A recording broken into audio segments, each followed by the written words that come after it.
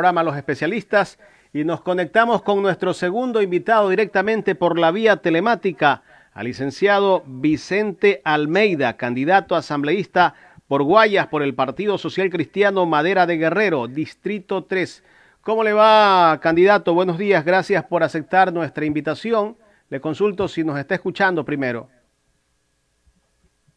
Sí, adelante, lo escucho claro. Gracias, licenciado Almeida. Bueno, usted va por una reelección a la Asamblea, ¿verdad?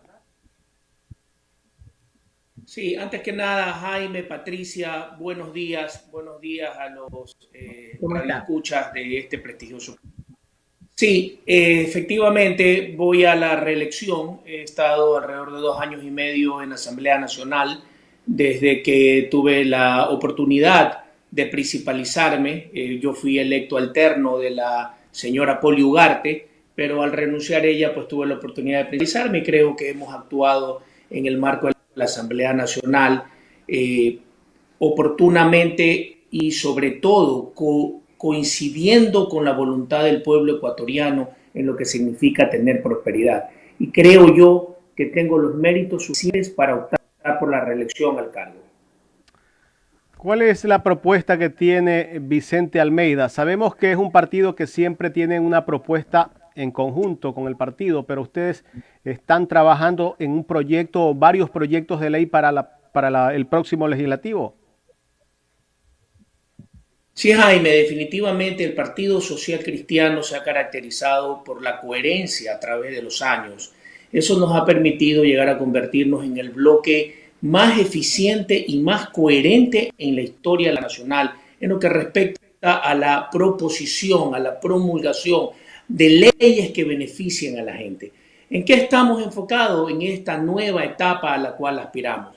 Queremos seguir mejorando con leyes la seguridad ciudadana, la producción, la salud, que la gente pueda tener prosperidad, poder seguir adelantando estas reformas que todavía pendientes en el seno de la Asamblea Nacional, como las del COI, por ejemplo, que poco a poco en la entrevista las iremos desmenuzando, ¿no? Creemos que en la Nacional se ha producido una hecatombe que ha venido como resultado de esto a traer que la gente no tenga confianza en ella. Somos pocos los bloques coherentes y sanos que no hemos entrado en corrupción, somos pocos los legisladores que hemos venido legislando muy a pesar de ver a nuestros compañeros en casos de corrupción. Hemos venido denunciando públicamente, personalmente en el año 2019, el 15 de noviembre, denuncié en el seno de la Comisión de Régimen Económico y Tributario, de la cual soy parte, las pillerías que se estaban formando con la ley de crédito económico a través de la complicidad del presidente de ese entonces, Daniel Mendoza, hoy envuelto en casos de corrupción. Fui el único legislador que tuvo la valentía de denunciarlo. Sin embargo, luego han venido otras series de denuncias contra otros legisladores que han hecho que la Asamblea Nacional caiga en un desprestigio terrible. Para eso estamos, para que los legisladores que hemos logrado rescatar en algo la imagen de la Asamblea, hemos trabajado por el bienestar del pueblo ecuatoriano, más otros que van a ser electos por el pueblo ecuatoriano, y que tengo la seguridad que en esta ocasión el pueblo ecuatoriano va a saber elegir oportunamente y correctamente a sus representantes, podamos tener de una Asamblea Nacional un organismo que vuelva a ser la primera institución, que vuelva a ser un ejemplo y un orgullo para todos los ecuatorianos, pero sobre todo que pueda legislar en pro de leyes que traigan beneficio al bolsillo, que a la gente se traduzca en empleo, que la gente pueda tener la esperanza de que tiene representantes que no van a delinquir, que no van a llevarse la plata, que no le hacen el juego a funcionarios ejecutivos a cambio de repartos o a cambio de coimas. Esa es nuestra función y así estamos enfocados, Jaime. Correcto, estamos dialogando con el licenciado Vicente Almeida, candidato asambleísta por el Partido Social Cristiano Madera de Guerrero. Licenciado Almeida, bueno, este gobierno se va, nos deja nos incrementó la deuda externa y sabemos que el próximo gobierno que esté en este país tendrá que cumplir con ciertas recetas del Fondo Monetario Internacional, el caso de subir progresivamente el IVA al 15% y una serie de condicionamientos que nos han impuesto para darnos esos créditos. ¿Cuál es la posición del Partido Social Cristiano con respecto a esta situación? Lo hemos visto y este legislador ha sido claro desde el primer momento en las políticas económicas erradas, fondos monetaristas que fueron implementadas por el exministro que yo denominé COVID Martínez, un ministro insensible con políticas económicas que solamente causaron y han causado daño al pueblo ecuatoriano en materia económica, a pesar de que estábamos viviendo la pandemia y que estamos muy sentidos en la parte económica. Sin embargo, el partido y la esperanza nuestra es tener un gobierno que venga a implementar económicas innovadoras, donde el invertir sea lo mucho y el gastar sea lo poco, con modelos que lo hemos venido desarrollando en administraciones como la del abogado Jaime Nebot en Guayaquil, como la de Carlos Falqués en Machala, como la de Johnny Terán en Babahoyo, como la de Luis Esteban Torres en Ambato. Vea, nosotros hemos aplicado modelos económicos de desarrollo donde no hemos tenido que ir a endeudarnos ante el Fondo Monetario Internacional, que lo único que le pide es que se ponga de rodillas, que lo único que le trae son efectos reales de tributación que llevan a empobrecer al pueblo ecuatoriano, buscando solamente poder obtener réditos del mismo.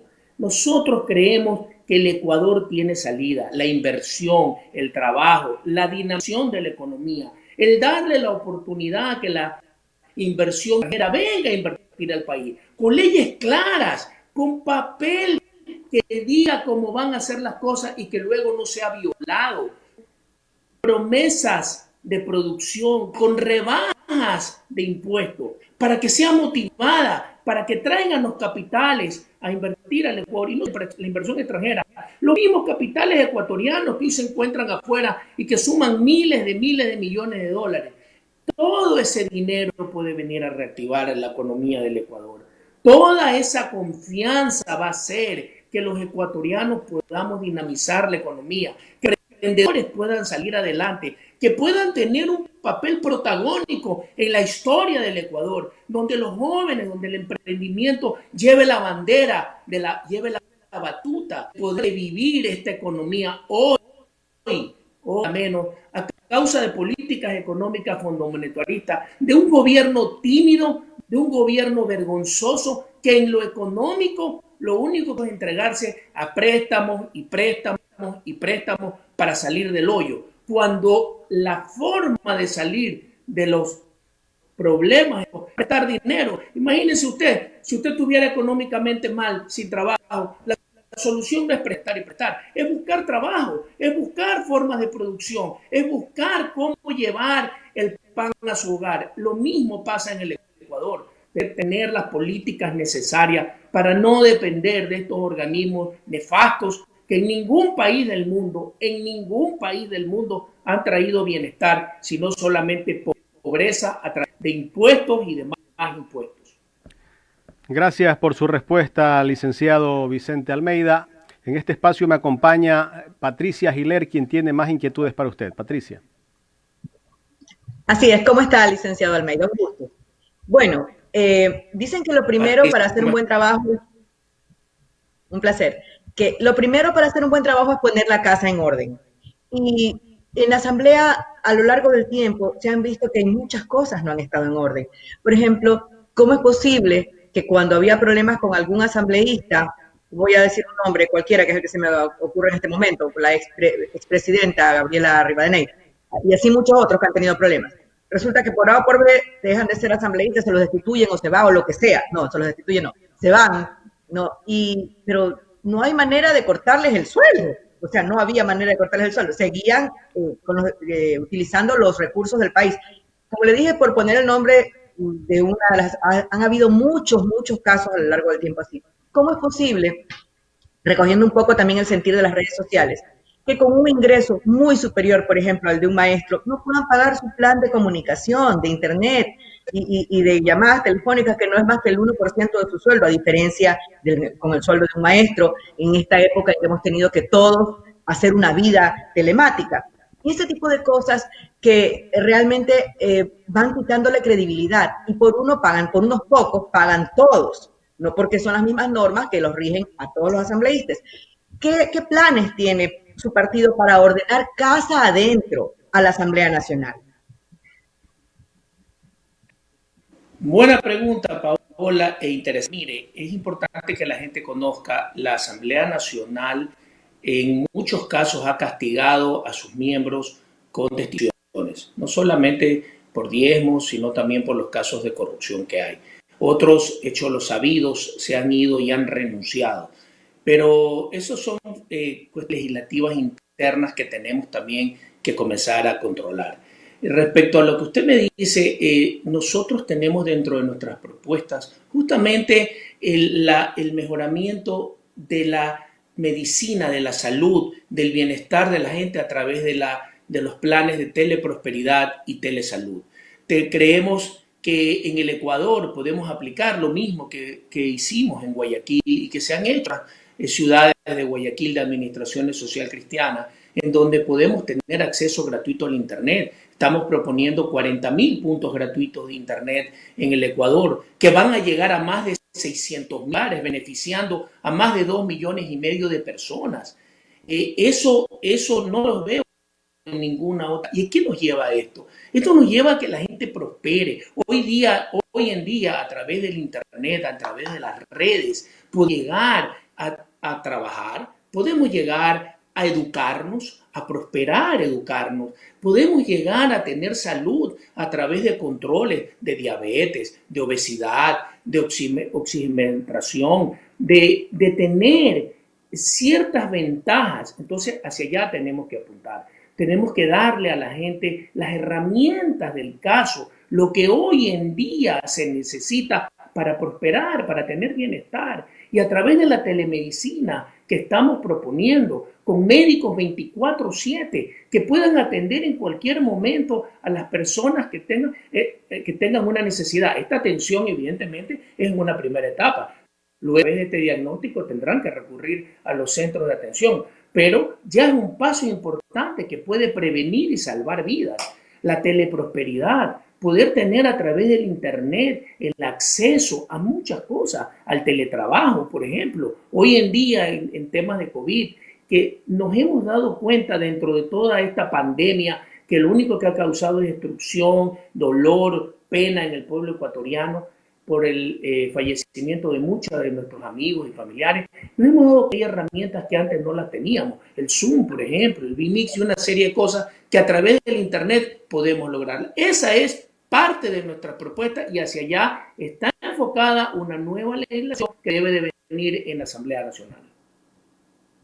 Ya, licenciado, yo le voy a un poco repetir la pregunta desde otros puntos de vista, porque yo le mencionaba, me parece muy interesante, antes que nada, el tema que usted acaba de mencionar, la propuesta, porque nuestra vida y quién sabe por qué tiempo se desarrollará mucho por Internet.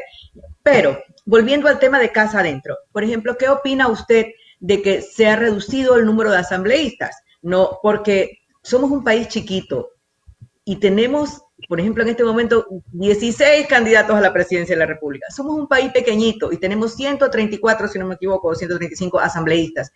¿Qué opina sobre hacer un Estado más práctico, empezando, le repito, por casa? Por ejemplo, en el caso de la Asamblea Nacional. Y de paso también... Y de paso también de disminuir, por ejemplo, lo que cada asambleísta pueda tener a su cargo, a la cantidad de asesores, limitar, ¿no? Un secretario, un asesor, un relacionista público, un equipo de 5 personas. Y no, a veces van para una entrevista un séquito de trabajadores con un asambleísta, es impresionante. En eso estoy de acuerdo, Paola. A ver, vamos a ir en orden para responder su pregunta como me la ha planteado. Patricia, mire, primero yo no estoy muy de acuerdo con el tema de que se reduzcan el número de asambleístas. Creo que la situación debe ir por otra vía. Pienso que los asambleístas que sean electos del pueblo ecuatoriano tienen que enviar los representantes que sean adecuados y que defiendan y irles la defensa de sus intereses para sus electores.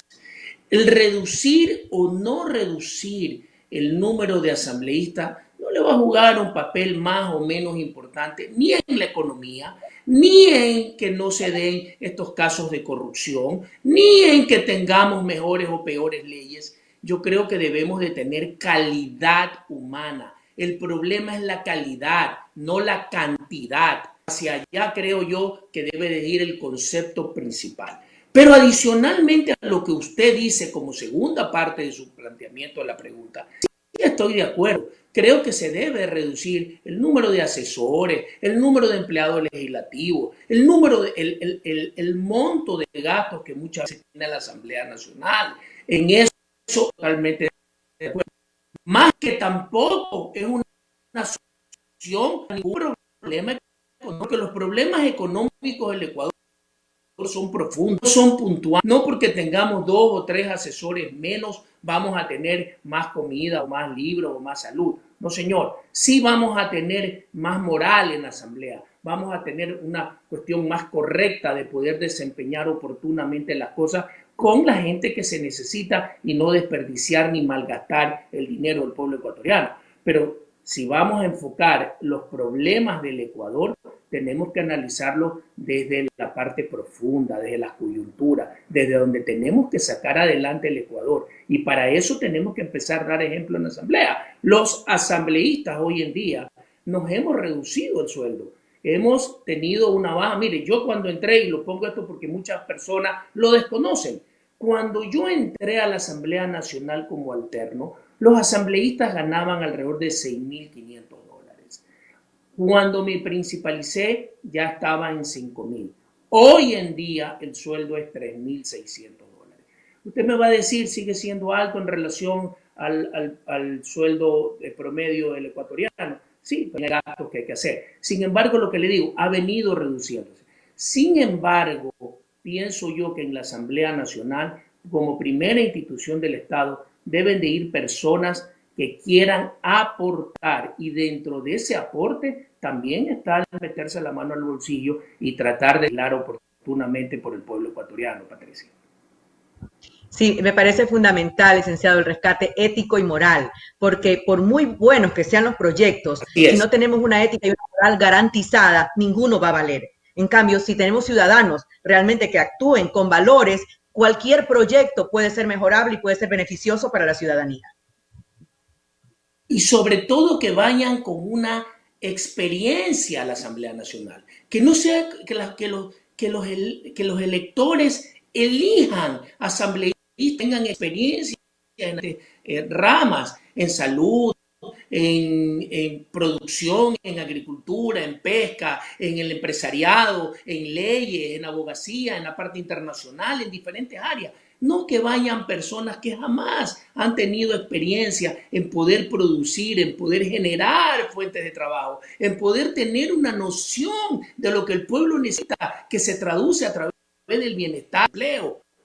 Entonces, hacia allá vamos, a que los electores, que el pueblo ecuatoriano esta vez no tenga miedo y elija a los mejores hombres, como era anteriormente, que usted tenía un Senado de la República, un Congreso de la República. Hablo de años del año 70, no el Congreso del 80 o 90, que fue una vergüenza, pero años donde teníamos un Senado con hombres probos de prestigio, catedráticos, gente que tenía un solo fin, que era ir a servir con ética. Más inquietudes en este diálogo muy interesante. La palabra usted la tiene, Jaime. Gracias, Patricia. Licenciado Almeida, ¿qué se debe de hacer desde la Asamblea para que se reactive la economía, crear nuevas leyes? ¿Qué debería ser la próxima Asamblea? Bueno, nosotros estamos proponiendo, y lo hemos venido diciendo, primero el no depender del Fondo Monetario Internacional. Tratar de incentivar la producción agrícola a través de créditos baratos, Jaime, a través de, nosotros estamos proponiendo un crédito del 1% para el agricultor anual, con una tasa del 1% anual, donde pueda financiar, donde pueda tener. Hoy en día, mire, la cifra del INEC del año 2018 nos hablan de que del 100% de los agricultores, el 94% del agricultor ecuatoriano financió su producción con recursos propios y solo el 6% a préstamos del Estado. Eso debemos de revertirlo. Debemos de obtener leyes para obtener crédito barato, donde el agricultor, la pesca, el pescador artesanal, todo, donde el trabajador artesanal pueda tener crédito barato con 1% de igual, donde pueda manejar una economía, donde pueda producir, donde pueda tecnificarse para poder seguir avanzando en su emprendimiento, para poder tener mejores condiciones de trabajo. Hacia allá vamos. Eso es parte de lo que nosotros hemos venido queriendo implementar y estamos seguros que lo vamos a hacer. En el caso del agricultor, poderle dar semilla gratuita para que pueda sembrar sus campos, para que la oferta aumente y ante la demanda los precios bajen. Esa es una forma de hacer. Tenemos que motivar la producción en el campo, que los productos de la canasta básica vengan en abundancia y podamos tener una canasta con mejor precio para el pueblo ecuatoriano. Y a través de eso se generan puestos de trabajo, la economía comienza a moverse, el productor comienza a generar plazas de trabajo, el comerciante comienza a generar plazas de trabajo. Todo es una cadena que se comienza a movilizar. Y no solamente eso, mi querido Jaime, el gobierno no se da cuenta que a través de esta dinamización de la economía, de que la producción funcione, de que el agricultor tenga mejores días, de que el hombre de la pesca artesanal tenga mejor pesca, que el artesano pueda producir mejor sus cosas, que el sector turístico se motive y comience a invertir más en esto, comenzamos a tener una masa tributaria mayor, que vamos a poder hacer para que recaude más impuestos. La forma de mejorar la economía no es recaudar más impuestos a base de impuestos que pongan, sino de dar la masa tributaria. Licenciado Almeida, pero aquí hay que cambiar las reglas, porque resulta que usted en este momento va a pedir un crédito para reactivar su empresa, su negocio. Los bancos le piden que le presente las tres últimas declaraciones de su impuesto a la renta de los últimos 3 meses. ¿Cómo puede una persona que va a empezar nuevamente o quiere reactivarse después de esta pandemia o en medio de esta pandemia, presentar las 3 últimas declaraciones si prácticamente esa persona quiere empezar nuevamente su negocio desde cero? Y ahí viene el problema, pues no le aprueban el crédito. A ver, tenemos que hacer una diferenciación, Jaime, entre la banca pública y la banca privada. Y aquí yo le digo de la banca pública y la privada, eso está pasando, ¿ah? Por eso, entonces aquí viene, déjeme terminar, aquí viene lo que nosotros estamos planteando. La banca pública, a través de estos incentivos, como se los he dicho, a la agricultura, a la pesca, de créditos con bajas tasas de interés y que habrá que hacer las medidas necesarias, tomar las medidas necesarias para que no pase lo que usted dice. Pero en la banca privada, y en esto es uno de los puntos que coincidimos con el señor Guillermo Lasso y por lo cual dimos nuestro apoyo a él, él ha ofrecido abrir la banca internacional, donde vengan los bancos a competir con los bancos locales, al producir un aumento en la competencia de mercado, como en todo, Jaime, como en todo. Cuando usted tiene más gente compitiendo por un mercado, las cosas tienden a bajar, los beneficios tienden a aumentarse. Entonces tendremos a una banca compitiendo por crédito barato para poder obtener más clientes con menos tasas de interés para poderlos captar y obviamente yo pensaría que el esfuerzo que va a hacer esta banca internacional y la nacional que tendrá que competir será el de poder dinamizar estos créditos y poder otorgarlos. Es parte del juego, es parte de la economía, es parte de un sistema que nosotros creemos que ha funcionado en los países del primer mundo y por qué no puede funcionar en el Ecuador. Licenciado Vicente Almeida, quiero agradecerle de mi parte por haber aceptado este diálogo aquí en Ecuador en Directo. No sé si Patricia tenga otra inquietud. Bueno, sí tengo una breve inquietud que no tiene que ver con el tema como asambleísta, pero sí con el tema como guayaquileño y como ecuatoriano. Y es que veía esta mañana por ejemplo, en Guayaquil se han ampliado de 80 a 200 camas, porque ya tenemos aquí la nueva, lamentablemente la nueva cepa del coronavirus, y parece que también ya está en Guayaquil, según la información de última hora. No, un poco, ¿qué planes a largo plazo que en la Asamblea se podrían instaurar? Porque esta pandemia, que no sabemos cuándo va a terminar realmente, porque hay muchas dudas respecto a sus vacunas, y otras enfermedades virales que están saliendo en el mundo, nos ponen a repensar los temas en salud. Entonces, ¿hay algo a largo plazo en eso, en la Asamblea, en los planes de ustedes? Siempre en la Asamblea se están proponiendo reformas al Código Orgánico de la Salud. Esto es una cuestión que evoluciona todos los días, Patricia. Nosotros sí tenemos planes. Por ejemplo, yo tengo presentado un proyecto de vacunación gratuita para las mujeres del Ecuador para el virus del papiloma humano, que espero que en los próximos días podamos seguirlo desarrollando. Ese plan lo presenté el año 2019 y yo creo que es una de las causas. La salud no solo es el COVID, la salud hay que combatirla desde todos los frentes. Y el virus del papiloma humano, por ejemplo, es una de las cosas que afecta mucho a la población. Pero aparte de eso, creo yo que las leyes deben también de exigir al gobernante que parte esencial del presupuesto general del Estado vaya destinado a la salud. Y hacia allá también vamos a presentar un próximo proyecto de ley. Tenemos que hacer que el próximo gobierno, el próximo presidente de la República tenga la exigencia, so pena de ser sancionado, de invertir en salud. Nos hemos dado cuenta que nada llega sin salud y hacia allá vamos. Perdóneme, Patricia, que le cambie yo un poco el tema, pero no quiero dejar de desaprovechar esta gran oportunidad que me dan ustedes a través de su medio, de decirle que una de las cosas que este legislador va a retomar en la Asamblea Nacional es que podamos despenalizar el aborto en la mujer cuando se traten por casos de violación. Esto es algo que ya en todos los países del primer mundo, pasó en Argentina, en Australia, en Inglaterra, en todos los países está siendo permitido y nosotros tenemos que apuntar allá. Yo sé que es un tema controversial, pero creo que es profundamente necesario para que la gente y sobre todo la mujer sea priorizada en su ser, en su calidad moral. Tema polémico, sin lugar a dudas, y el tiempo ya no nos permite más. Las 9:05, Jaime. Muchísimas gracias, licenciado Vicente Almeida, por haber aceptado